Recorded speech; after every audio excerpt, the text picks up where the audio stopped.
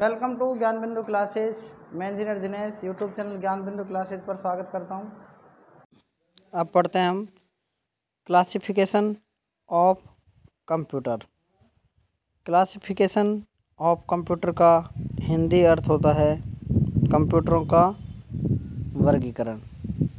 तो हेडिंग आप डाल सकते हैं क्लासिफिकेशन ऑफ कंप्यूटर्स। ठीक है, तो क्लासिफिकेशन ऑफ कंप्यूटर 3 प्रकार का होता है। पहला, एप्लीकेशन ऑफ कंप्यूटर्स, कंप्यूटर के अनुप्रयोग, इसका हिंदी अर्थ होता है। सेकंड है साइज ऑफ कंप्यूटर, जिसका हिंदी अर्थ होता है आकार के आधार पर computer. Type number 3, type number 3 के अंदर आता है ऑब्जेक्ट ऑफ कंप्यूटर्स। ठीक है, उद्देश्य के आधार पर। ठीक है, तो जो पहला है एप्लीकेशन ऑफ कंप्यूटर्स, ये 3 प्रकार का होता है। पहला है एनालॉग कंप्यूटर्स, सेकंड है डिजिटल कंप्यूटर्स,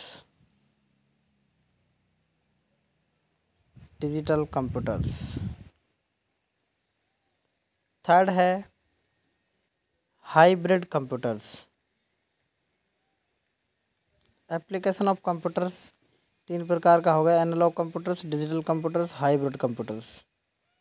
उसके बाद वैसे डिजिटल कंप्यूटर के आधार पर या साइज ऑफ कंप्यूटर के आधार पर कंप्यूटर 4 प्रकार का होता है। पहला है माइक्रो कंप्यूटर्स, सेकंड है मिनी कंप्यूटर्स और थर्ड है मेन फ्रेम कंप्यूटर्स और चौथा है सुपर कंप्यूटर्स, फोर्थ है सुपर कंप्यूटर्स।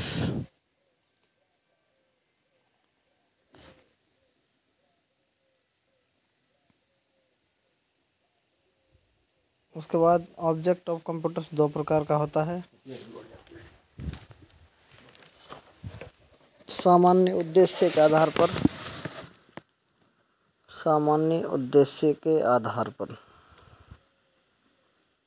सेकंड है विशेष उद्देश्य के आधार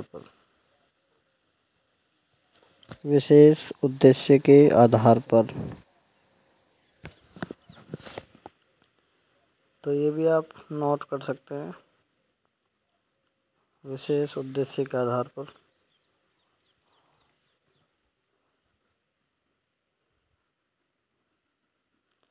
तो एप्लीकेशन ऑफ कंप्यूटर्स, इसमें एनल का मतलब होता है सुई के आधार पर चलने वाला कंप्यूटर। तो एनालॉग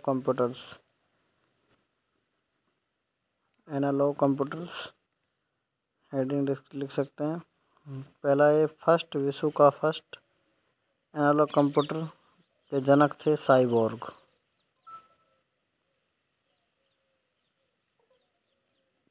विश्व के फर्स्ट एनालॉग कंप्यूटर के जनक साइबोर्ग। तो लिख सकते हैं विश्व का फर्स्ट एनालॉग कंप्यूटर का जनक साइबोर्ग।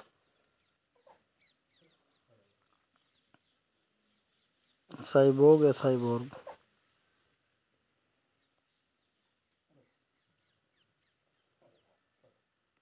आगे आता है सेकंड, इसके अंदर डिजिटल कंप्यूटर्स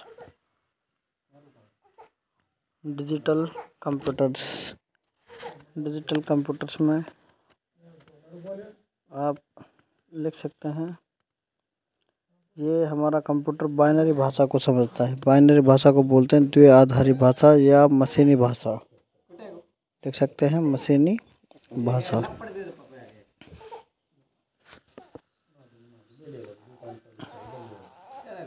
आ गया था तीसरा हाइब्रिड कंप्यूटर। हाइब्रिड कंप्यूटर 2 प्रकार का होता है, मतलब कह सकते हैं कि एनालॉग कंप्यूटर और डिजिटल कंप्यूटर दोनों का मिक्स होता है।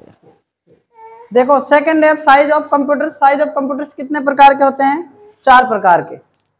सबसे पहला होता है इसके अंदर माइक्रो कंप्यूटर।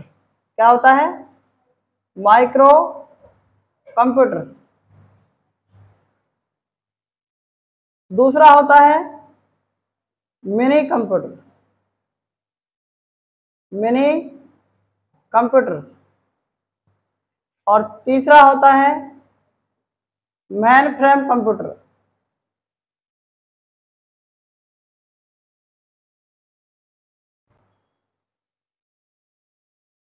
और चौथा कौन सा है? Super computer, super computer. सबसे पहले आप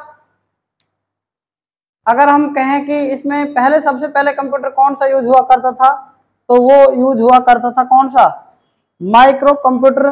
तो अब चल रहा है, लेकिन सबसे पहले मेन फ्रेम था, सुपर था, ये कंप्यूटर चलते थे। ठीक है, तो आज की जो हेडिंग है वो आप डाल सकते हैं, सबसे पहला माइक्रो कंप्यूटर। ठीक है, इंपॉर्टेंट है micro computer, micro computer.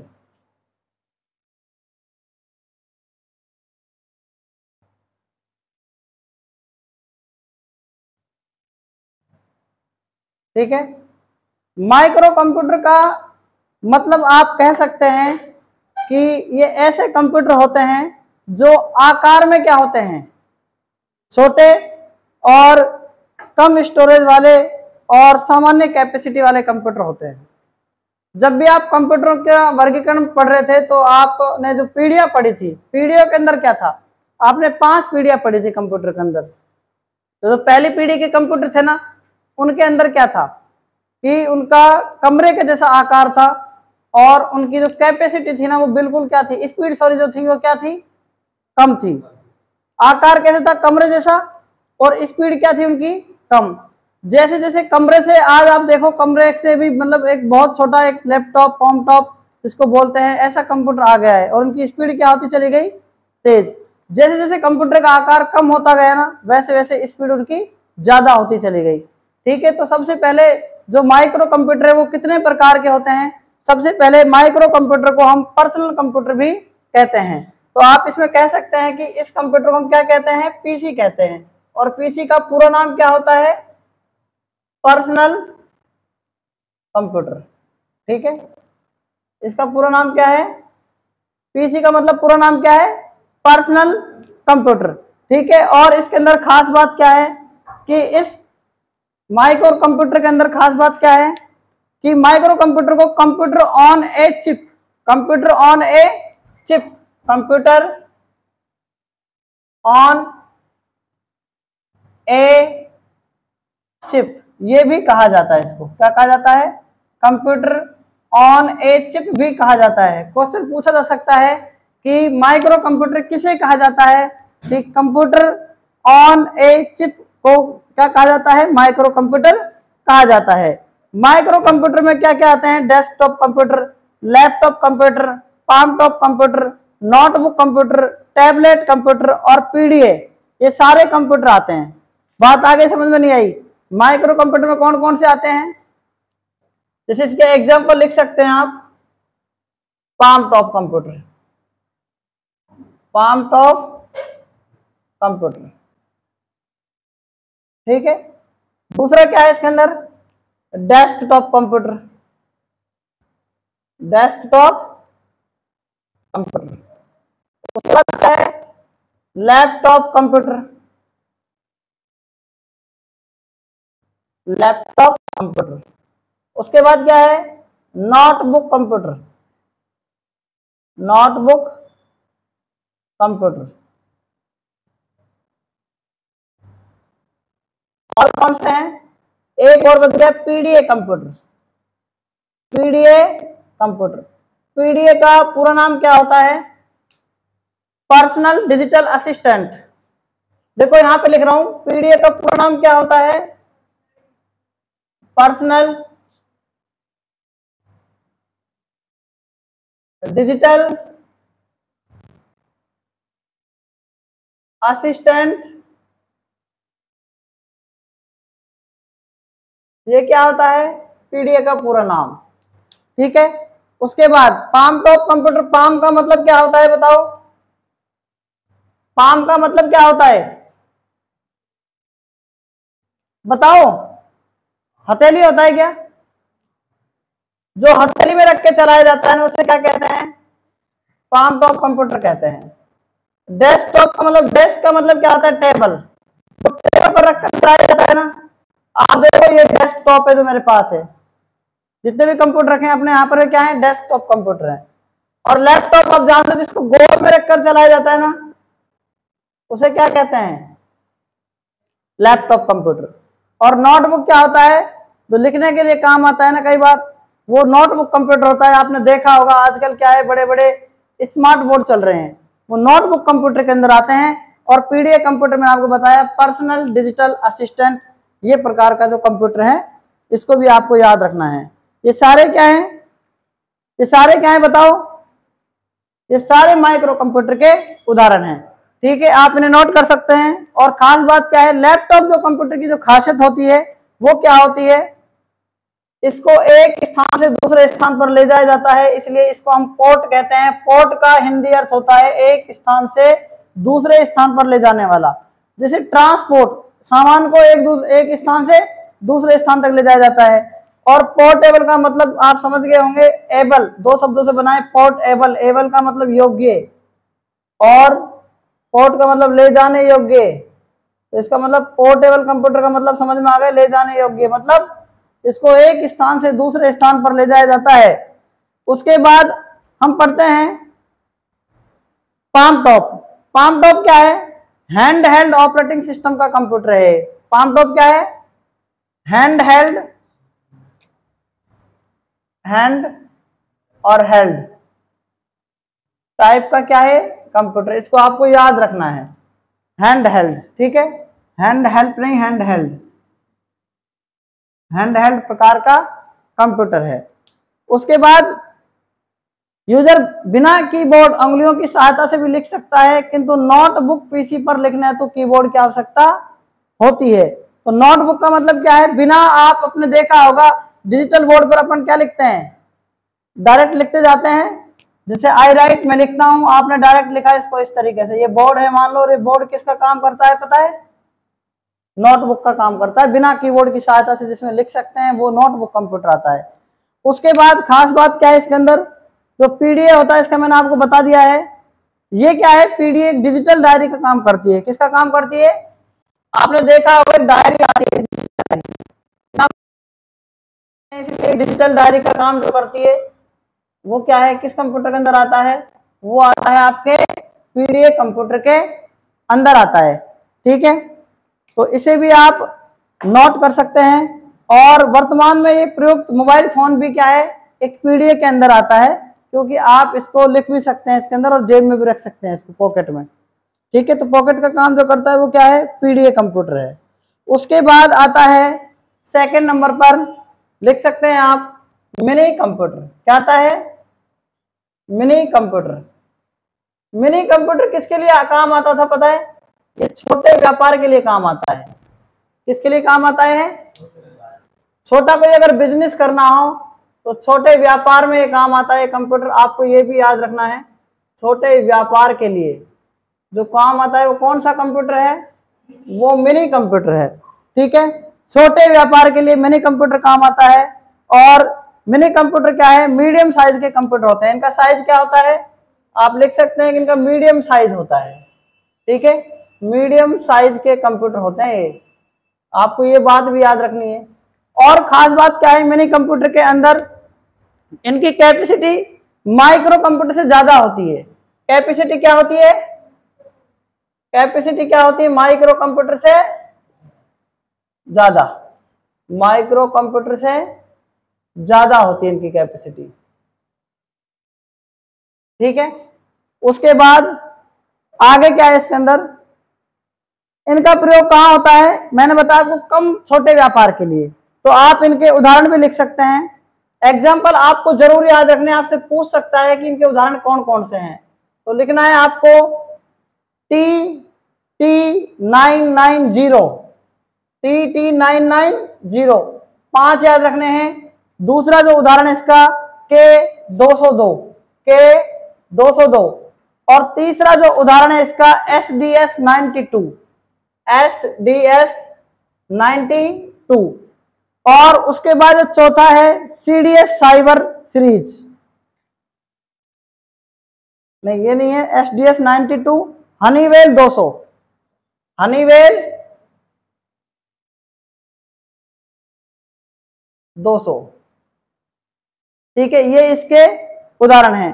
Mini computer को मिड रेंज कंप्यूटर भी कहते हैं, इसलिए इसका जो नेक्स्ट नाम है ना वो आपको याद रखना है, इसको मिड रेंज कंप्यूटर भी कहा जाता है। मिड रेंज कंप्यूटर, यही बात आपको इसमें याद रखनी है, ठीक है, मिड रेंज कंप्यूटर भी इसको कहा जाता है। मिनी कंप्यूटर को मिड रेंज कंप्यूटर कहा जाता है, ये बात बहुत इंपॉर्टेंट है, और ये छोटे व्यापार के लिए काम आते हैं, ये भी बात इंपॉर्टेंट है।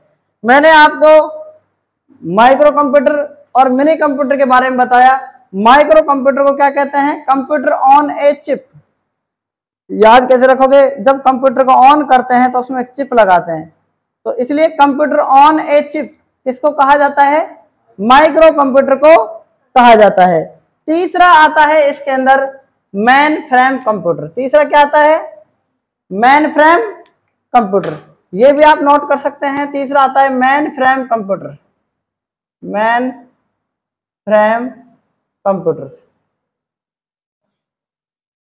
देखो मेन फ्रेम जो कंप्यूटर है ना, इसको आपको विशेष तौर से याद रखना है, ये कई बार एग्जाम में आता है। आपको देखा होगा आपने कि ये जो कंप्यूटर होता है ना, ये कैसा होता है?